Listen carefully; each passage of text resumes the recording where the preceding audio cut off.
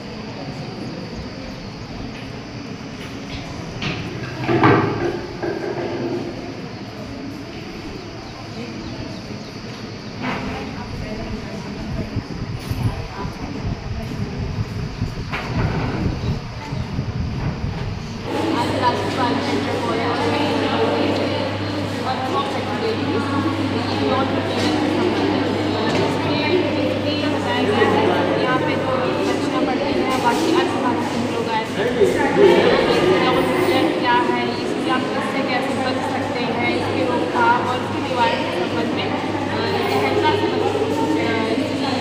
इसके बारे में बताया गया है। यहाँ पर टीचर्स द्वारा एक नुक्कड़ नाटक नाटिका का आयोजन किया गया था। उसमें यहाँ के बच्चे थे, उन्होंने बहुत अच्छे से भाग लिया और एक सराहनीय प्रयास कहा यहाँ के शिक्षकों द्वारा बच्चों के अंदर और यहाँ संबंधित विभागों में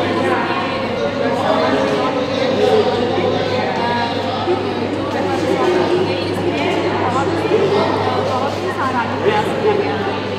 और यहाँ पे छोटे इसके संबंधित पॉस एक्ट के अंतर्गत 2013 में होता है।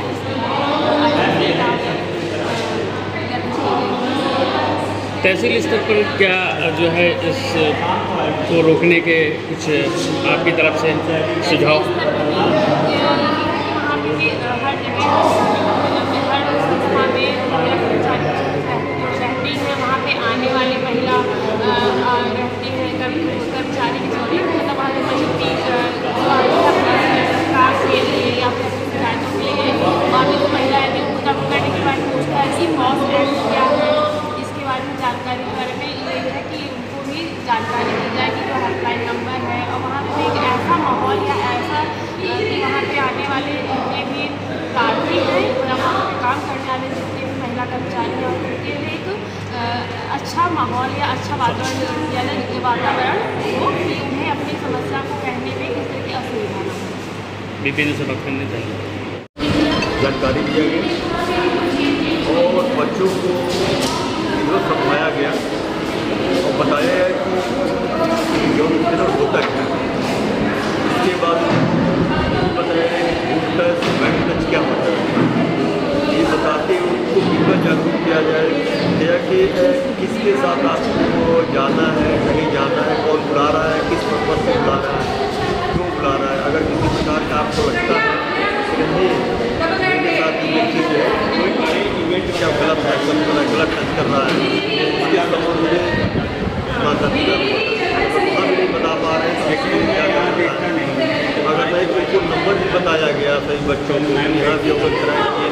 से हेल्पलाइन के संबंध में उसको बताया गया। सभी नंबर 1090 112 पर ये ऑटोमेटिक आएगा। ये कहा गया कि मतलब किस तरह से आपको सुरक्षित रहना है, आपको पढ़ाई करना है, आपको एकदम एक अच्छे स्थान पर जाना है। और यौन उत्पीड़न के संबंध में सही चीज़ में बताना चाहता हूँ कि अगर बच्चों को अगर अच्छी तरह जागरूक किया जाए तो फिर बच्चे जो है इसका अच्छा हमको रिस्पॉन्स मिलेगा। और फिर इसको बार बार उनको स्टार्ट करना है। जो छोटी छोटी बच्चियाँ हैं उनको विधिवत स्टार्ट करना है कि बेटा आपको डरने की आवश्यकता नहीं है, उस बात को बताओ, आपका नाम नहीं आएगा, फिर आपका चेहरा नहीं, कहीं कोई नहीं जान पाएगा, उसको किसने बताया। ये सब चीज़ें बताया गया है बच्चों को अच्छी तरह से जागरूक। प्रशासन की क्या व्यवस्था रहेगी अपने क्षेत्र में जो कार्यक्रम है? हाँ, इसके लिए बस स्कूल कॉलेजों पर जा करके इसके बाद रोड पर आने जाने वाले रास्ते को अब देखा जाता है कि नहीं कौन बच्चा किस प्रकार का, जैसे कुछ लड़के ने मोटरसाइकिल लगा करके जैसे स्कूल खोलता है, स्कूल बंद होता है, कब स्कूल छूटता है, उसमें हम लोग जो है जब स्कूलों पर जाते हैं जब महिलाएँ होती हैं और इसके संबंध में हम लोग बहुत कर रखा है। सुबह जो लोग टहलने भी जाते हैं, उसके बाद बच्चे हम लोग जो है खुद रहते हैं, खुद जो है महिलाओं को सब हम खुद लगाया जाता है। देखते रहिए कि कौन व्यक्ति किस तरह से किसके ऊपर किस प्रकार की निगाहें हैं, उसको देख करके हम उस प्रकार से कार्रवाई करते हैं। पुलिस प्रशासन की ओर से जो है प्रत्येक विद्यालय के बाहर जब छुट्टी होगी या जो है प्रवेश होगा उस समय क्या व्यवस्था होगी? हाँ, उस समय व्यवस्था रहती है। उस समय हम लोग जो है घूमते रहते हैं क्षेत्र में। घूमने के बाद जब भी होता है तो हमारा आदमी चला जाता है और हर समय देखता रहता है। रोम घूम करके कहीं किसी प्रकार की कोई बाधा तो बच्चों की सुविधा दिक्कत तो नहीं बहुत हो रही। स्कूल के अगल में कौन खड़ा है, क्यों खड़ा है, किस लिए खड़ा है, उससे पूछा जब व्यक्ति कहाँ का है, जब लड़का कहाँ का है, कहाँ से आकर खड़ा है, क्यों खड़ा है, तो उसकी भी कार्रवाई भी होती है। हम मुकदमा परिचय देते हो आज कार्यक्रम विशेषता? मैं प्रधानाचार्य राजकीय बालिका इंटर कॉलेज नरवल। आज का जो कार्यक्रम था वो कार्य स्थल पर महिला यौन उत्पीड़न से संबंधित एक कार्यशाला आयोजित की गई थी।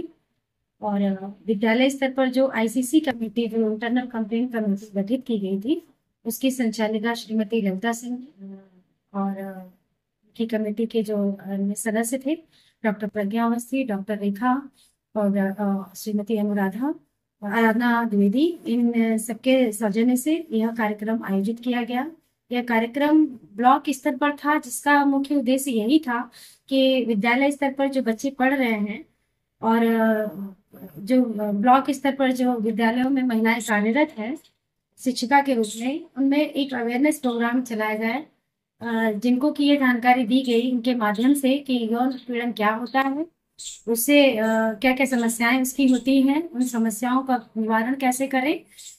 तो इसके लिए कुछ फॉर्मेट बनाए गए, क्वेश्चनेयर तैयार किए गए, बच्चों से प्रश्न पूछे गए और विधिक जानकारी दी गई यहाँ नरवल थाना प्रभारी महोदय की उपस्थिति में। और हमारे यहाँ की जो नरवल तहसील की जो नायब तहसीलदार थी महोदया, उन्होंने भी बच्चों को जागरूक किया, बताया उनके बारे में। और बच्चों ने नुक्कड़ नाटक भी प्रस्तुत किया, जिससे कि एक अवेयरनेस का एक मैसेज जाए। ग्रुप टेस्ट, बाय टेस्ट क्या होता है, छोटे बच्चों को कैसे इससे इस जानकारी दी जाए, इन सब चीज़ों के बारे में बृहद जानकारी दी गई। और मैं इसके लिए जो विद्यालय में उपस्थित हुए सभी ब्लॉक स्तर के जितने भी प्रधानाचार्य, माध्यमिक विद्यालयों के प्रधानाचार्य थे, उनकी उपस्थिति में कार्यक्रम हुआ और उन्होंने उपस्थित होकर के यहाँ पर इस कार्यक्रम को बहुत ही बृहद लेवल पे सफल बनाया। उसके लिए उनका बहुत बहुत आभार। हमारे पूरी संचालन टीम का भी बहुत बहुत आभार और मीडिया प्रभारी को भी बहुत बहुत धन्यवाद, और जिन्होंने कम से कम इस कार्यक्रम को बहुत ही सजगता से अपने कैमरे में कैद करके और इसका प्रचार और प्रसार करने में सहयोग प्रदान किया और इसको जीवंत किया, इस कार्यक्रम को, और सफल बनाया। धन्यवाद। मेरा नाम आद्या है। मैंने ये सीखा, अगर मेरे साथ कुछ भी गलत करता है तो सबसे पहले मैं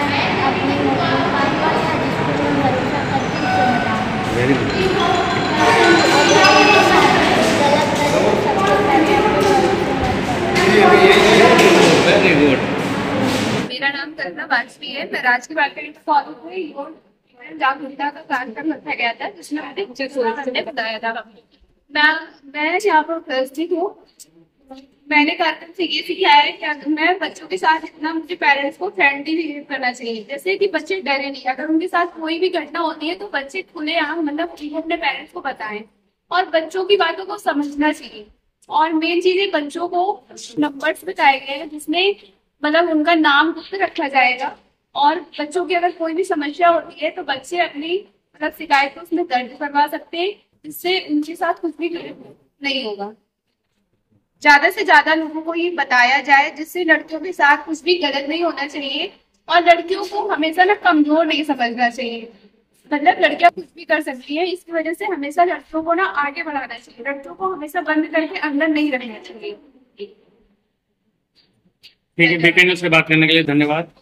मेरा नाम है। मैंने ये सीखा कि हमारे जो छात्र हैं उनको कभी कमजोर नहीं होना चाहिए। जैसे बहुत सारे ऐसे बच्चे होते हैं जो अपनी बात नहीं बता सकते अपने पेरेंट्स को।